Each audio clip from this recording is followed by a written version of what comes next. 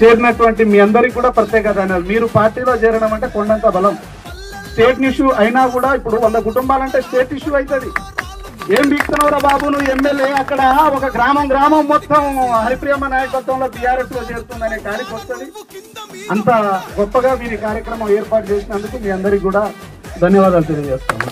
BRS party నాయకులు ఎవరినైతే మా వాళ్ళని ఇబ్బంది పెడతా ఉన్నారో, ఎవరినైతే పార్టీలో ఉన్నటువంటి ప్రతి ఒక్కరిని కాపాడుకునే బాధ్యత తీసుకుంటాం.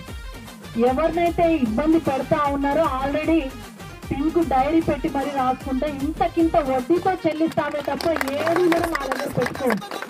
జై కేసీఆర్, జై కేసీఆర్.